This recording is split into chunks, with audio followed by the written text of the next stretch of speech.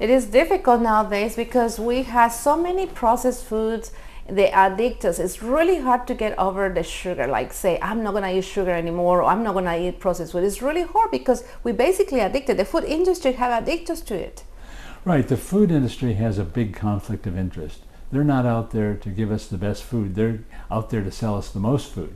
And so what they've done is they've put a lot of ingredients in it that addict us to us, mainly fructose and sugar and other taste enhancers to make us want their food and become addicted to it.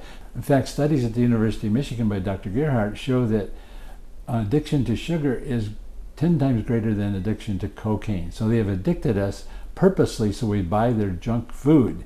And so this is horrible. Why did they do that? Because they want to make money.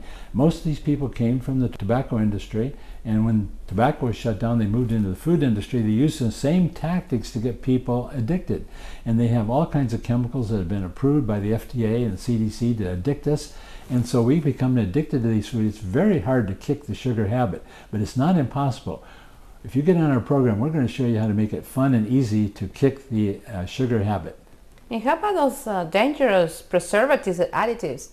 These preservatives they put in it to keep long shelf lives. In fact, you can take food from the packages in the grocery store, and 2 or 3 years later, it's still preserved. It hasn't deteriorated at all. Imagine what those chemicals do to us. They're horrible chemicals. Many of those have been banned in Europe as very dangerous. The FDA has fallen flat on their face in not protecting the public because they use the word GRAS, G-R-A-S, generally regarded as safe. Well, they're safe in the terms that they're not going to kill you in the next week. But they certainly will kill you over the next 2 or 3 years. They give you cancer, they give you obesity, all these things. So the FDA has fallen down on their obligation to protect the public. So we have to protect ourselves. We can't be victims. We have to be victors.